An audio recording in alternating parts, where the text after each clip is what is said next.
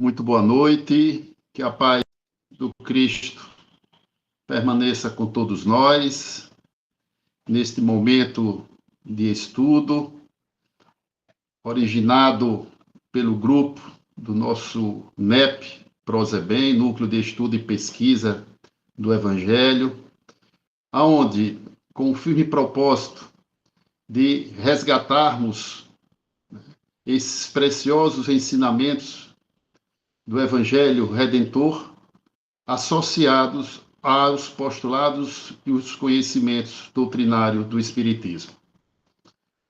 Da noite de hoje, nós vamos dar continuidade ao estudo do Evangelho de Lucas, mais precisamente no capítulo de número 11, na perícope intitulada Os Judeus Acusam Jesus.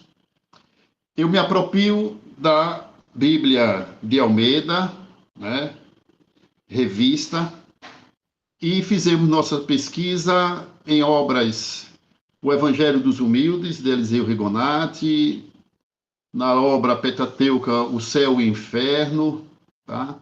E nos diversos livros do estudo interpretativo do Redivivo da Fé. Muito bem. Para melhor contextualizar a nossa participação, eu dividi essa perícope em 4 partes. A primeira parte vai do versículo 14 ao versículo 16. E diz assim: Estava ele, um demônio, o qual era mudo. E aconteceu que, saindo o demônio, o mudo falou, e maravilhou-se a multidão. Mas alguns deles diziam: Ele expulsa os demônios por Beelzebu, príncipe dos demônios.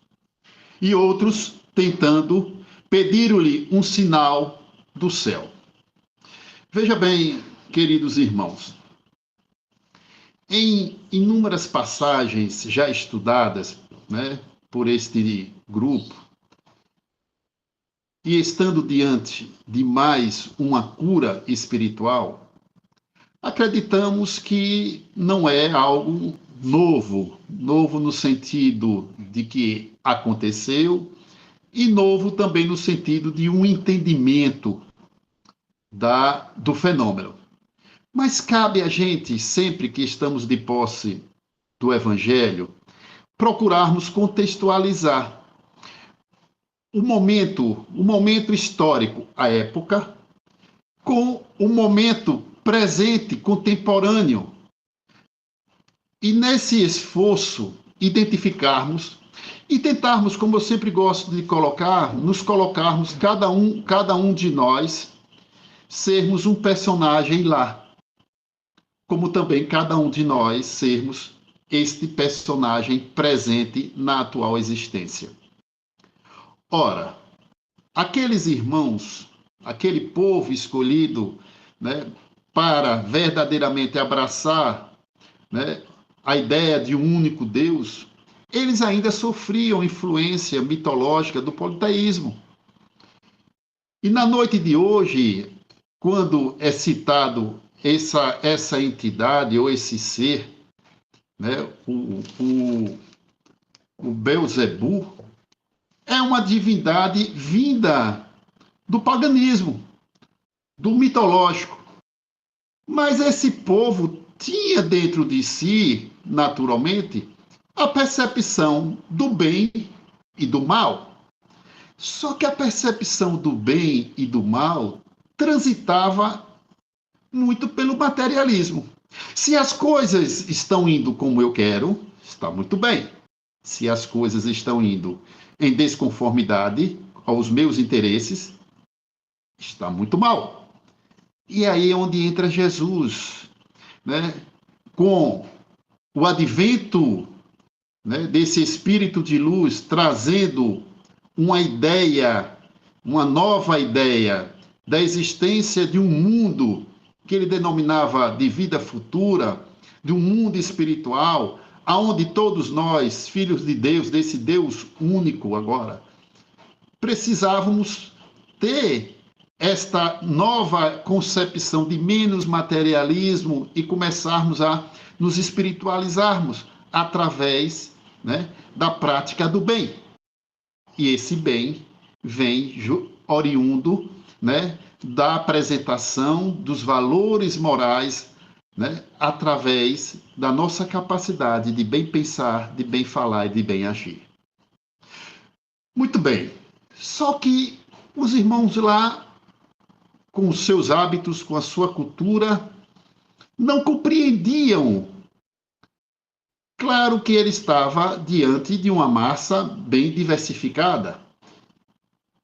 Pessoas oprimidas, sofredoras, como o caso deste irmão, que estava em um processo obsessivo, muito intenso, que inclusive levava à perda momentânea de uma função biológica. E aí complemento, Lucas fala só da mudez, mas tem que ele era mudo, mas relatos lá em Mateus diz que ele era cego, quer dizer, um fato muito doloroso para quem passa por esta prova. E eles, muito presos à sua cultura, à sua tradição, aos seus princípios religiosos, não acreditavam que Jesus seria esse Messias, apesar de alguns seguidores, apesar de que Jesus já havia iniciado a sua peregrinação, e eles queriam sempre, como eles diziam, sinais. E os sinais que eles tanto queriam ver eram sinais à semelhança dos relatos proféticos, que muitas das vezes vinham atrelados a fenômenos da natureza, mas que, na verdade, o que eles queriam não era um libertador de almas. Ele queria um libertador de pessoas que viviam oprimidas e escravizadas. Só que esse libertador traz consigo a característica da fraternidade, do amor, da compaixão, da partilha. E isso contraria aqueles outros que pensam pelo lado do materialismo, da posse, do poder, da conquista, principalmente em cima de um povo escravizado e de um povo duplamente escravizado, não só escravizado pelo domínio de um povo estrangeiro, mas também escravizados por a tutela daqueles que sempre dentro das inúmeras civilizações sempre reinou. E aí quando ele fala aqui do príncipe do mal, Belzebu, ele está dizendo que esse ser, que esse Jesus, que faz coisas, né, mirabolantes, prodígios, realmente ele tem que estar assistido por algo forte, por algo detentor de um poder. Mas nós vamos verificar aqui com a inteligência do mestre que é inconcebível, né, o bem se aliar ao mal para poder fazer o bem. É algo inconcebível, é algo que... Mas vamos ver então as próximas perícopes, aonde o desfecho dessa passagem aqui. Nos diz a nossa segunda parte, então, do nosso estudo, que vai do versículo 17 ao versículo 19. Diz: mas, conhecendo ele, os seus pensamentos, ou seja, o mestre, com a sua capacidade, com a sua percepção, com a sua clareza, não só com a sua clareza de entendimento racional de um ser inteligente, mas também com a sua clareza da sua vidência, do seu potencial mediúnico de avaliar o momento e a cada momento trazer ensinamentos preciosos.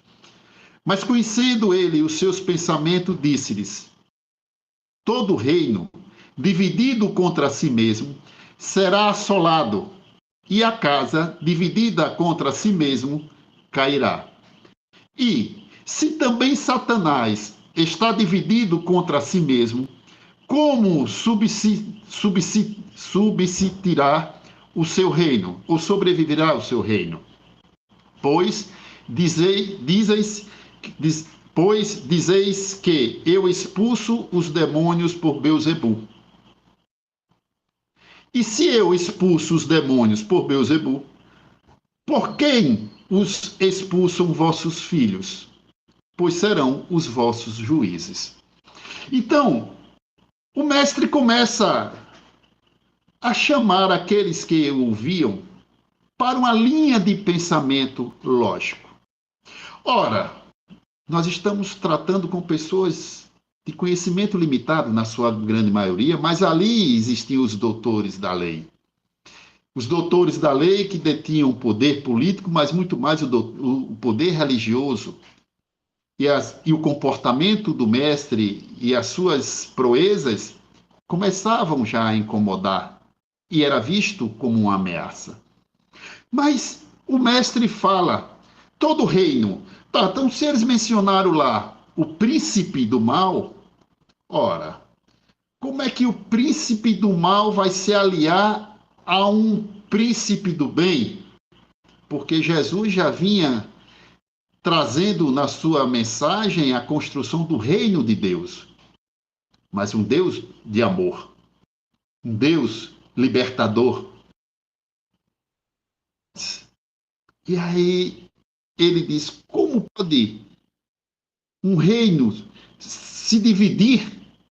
É como se, trazendo para a nossa realidade física, né, haver grupos rebeldes dentro para tomar o poder, um golpe, digamos assim, dentro de uma visão muito presente, contemporânea, como a gente vê hoje na humanidade terrena. Não, não é inconcebível. E aí ele baixa um nível, sai do reino de um coletivo para a individualidade e cita a casa.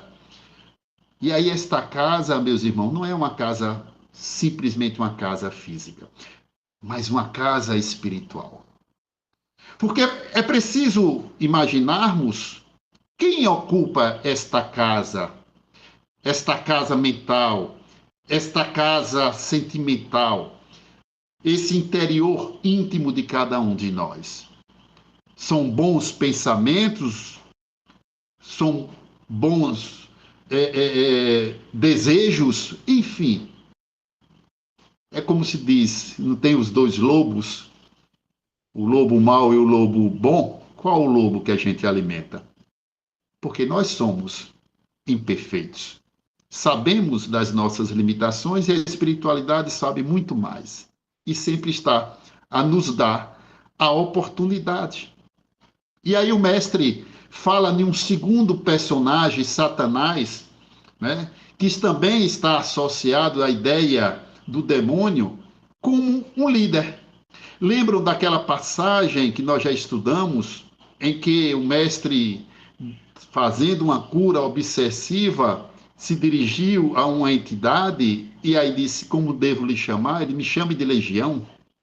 Ora, então não é um único Deus do mal, não é um único líder do mal, Satanás, e sim uma pleia de espíritos inferiores que inúmeras doutrinas, inclusive no Evangelho, denominam demônios.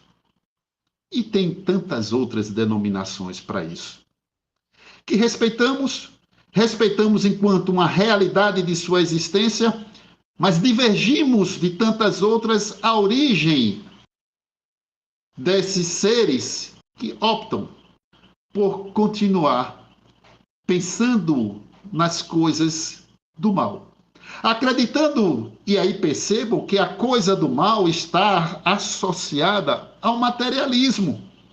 Porque se eu não tenho, eu gostaria de ter. E para ter, eu vou fazer tudo para conseguir atingir o meu objetivo da posse. E quando eu tiver posse, com certeza eu vou ter poder, eu vou ter domínio, e isso traduz felicidade para alguns outros. Mas quem transita no bem, quem é convidado para não estar preso a esta questão material, ou minimizar esta importância, ainda que estamos na matéria, é um caminho contrário, um caminho oposto. da onde nós vamos observar na terceira passagem do nosso estudo, do 19, né? Do 19 ao 23. E faço aqui uma retificação, que eu tinha dito que seria em 4 partes, mas nós vamos fazer o nosso estudo em 3 partes. A terceira parte, que vai do versículo 20 ao 23. Mas antes de irmos para ela, eu vou me prender um pouco aqui, quando eles falam de como serão seus filhos nessa sequência de se render ou de se aliar ao mal para combater o mal. E que filhos é esse que ele se refere? É preciso que a gente sempre tenha um olhar à frente, um olhar futurístico, mas um olhar à frente em nível da espiritualização. Ora, se a minha individualidade, que vai refletir as minhas ações, ela vai, dentro desta casa, ela vai ser observada e vai ser multiplicada para aqueles que estão ao entorno. E os que estão ao entorno são os nossos sucessores. E aí não é só sucessor em nível de núcleo familiar, mas sucessor enquanto humanidade. Ora, e nós vamos influenciar esses sucessores por tudo aquilo em nível comportamental de escolha que nós vamos realizar. E o mestre diz também aqui que eles serão juízes. Eles vão poder avaliar se o que receberam ou se o que nós deixamos ou o que nós fizemos foi algo bom ou ruim. Porque nós vamos desencarnar. E nós vamos levar consigo, todos nós, vamos levar as nossas escolhas em nível de valores morais, bons ou ruins. Por isso é que eles vão ser juízes.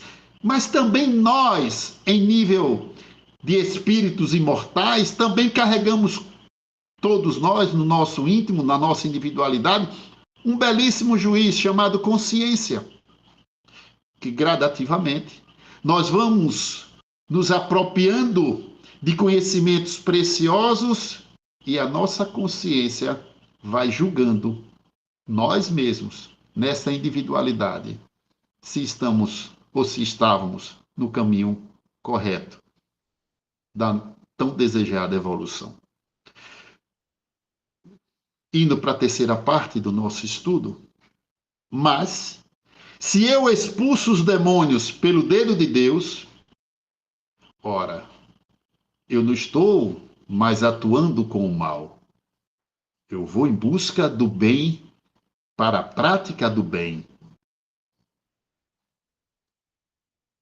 Certamente, a vós é chegado o reino de Deus. Quando valente, olha a recomendação e o alerta do mestre.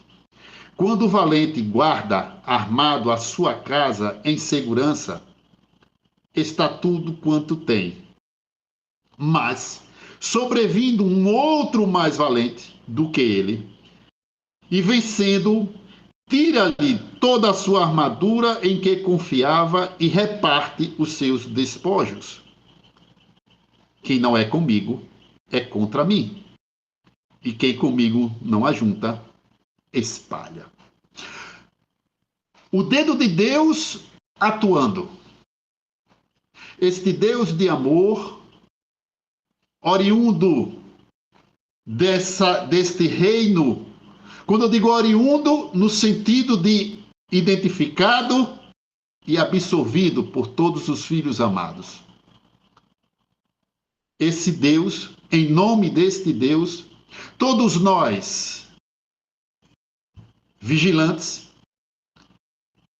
responsáveis pelas nossas ações, ou melhor, pelas nossas escolhas, no começo de tudo, pelas nossas escolhas.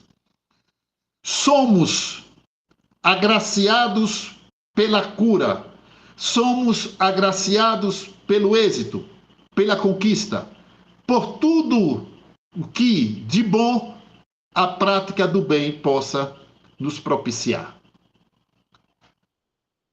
E em se tratando de uma cura espiritual, é preciso identificar que o que está sendo obsidiado não é um inocente, é um devedor do passado, mas está sendo merecedor de obter a sua cura, tendo em vista que o intermediário, aquele que está ajudando, o mediador para a realização desta cura espiritual, intercede, tem princípios, tem valores morais, tem autoridade para, assim, permitir que aquele irmão que não obteve ainda o seu processo evolutivo de entendimento se afaste. Ora, como vão se comportar os que foram beneficiados? Temos inúmeras passagens no Evangelho. Vá, não toques mais, não tornes mais a pecar ou a errar. Vá, diga o que aconteceu para alguns. Vá e não diga a alguns o que aconteceram. Para cada fato, o mestre foi pontuando o que deveríamos fazer todos nós quando, dentro de um processo evolutivo de aceitação da prática do bem, somos merecedores. E depois? Vai ser simplesmente a cura ou só o alívio, porque mais na frente, diante das nossas imperfeições, vamos fraquejar? É por isso que ele alerta. Que sejamos vigilantes, orai e vigiai, porque podemos ser novamente acometidos de uma nova investida, ou daquele que já nos dominou em algum momento, ou de um outro mais valente. Então é preciso entender as palavras do mestre. Esse mais valente é que quem está do lado do mal não abre mão de suas convicções e vão continuar a persuadir, vão continuar a atuar em busca dos seus valores, daquilo que os convence, que os alimentam, que os motivam. Muito bem. O 23. E aí, se eles conquistarem novamente a nossa casa mental, se eles novamente conquistarem toda a nossa forma, né, a casa mental no sentido que tudo se origina nos pensamentos, vindo a fraquejar novamente, temos consciência que o amor de Deus e dos seus filhos já evoluídos sempre estarão a estender a mão para nos ajudar. Nunca nos faltará o auxílio. Isso é uma lei. Porém, é preciso também identificarmos as outras leis que cabe a cada um de nós exercitá-las, identificá-las e exercitá-las. Mas o Cristo diz assim no final dessa nossa participação: quem não é comigo é contra mim. E quem comigo não ajunta, espalha.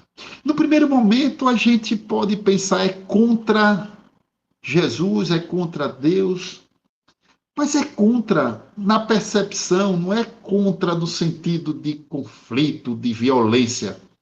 É contra, porque não tem meio termo, queridos irmãos. O bem é o bem, o mal é o mal. Nós não temos o direito de julgar ninguém. Não julgueis. Mas nós temos o dever, individualmente, a começar por nós, na nossa individualidade, de buscarmos este conhecimento libertador. E não existe maior conhecimento libertador do que o Evangelho, os ensinamentos do Cristo. Independente de qualquer corrente ideológica religiosa, independente. Me aproprio daquela passagem lá. Não, João, não proíba a cura. Não. E ele estava curando o irmão que João se referia lá no capítulo 9. Quem não é contra nós, é por nós. Então, independente se nós não temos em uma definição de uma religião que a gente queira seguir por qualquer valor na nossa individualidade, mas se as nossas atitudes no nosso dia a dia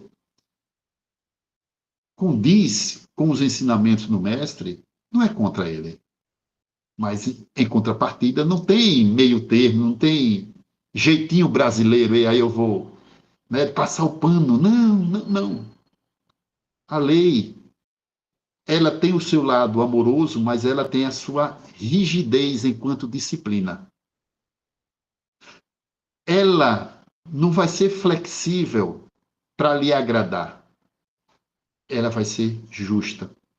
Portanto, que a gente tenha isso em mente e esse cuidado e essa observação. Porque nós estamos todos nós em uma nova oportunidade existencial. E como espíritas acreditamos nesse princípio maravilhoso chamado reencarnação. E aí, se eu não trabalho, se eu não desenvolvo, se eu não sigo os ensinamentos do mestre, e se todos nós buscamos esse sentido de união, de ajuntar, de fortalecer, de unirmos na fé, nessa convicção maravilhosa dos seus ensinamentos, nós vamos dispersar. E ao dispersarmos, é o espalhar que ele se refere aqui. Abrindo mão para que os inimigos do bem, qualquer que sejam a sua denominação, possam novamente ameaçar as nossas fronteiras psíquicas, possam novamente derrubar as nossas muralhas de moralidade que a grande custo cada um de nós vem construindo. Portanto, esta é a nossa contribuição da noite de hoje, agradecendo a assistência de todos do mundo espiritual, dos meus colegas que se encontram na sala nos ouvindo e de outros que terão acesso através das redes sociais desse nosso propósito, convidando-os para uma nova oportunidade. Muito obrigado, fiquemos com Deus.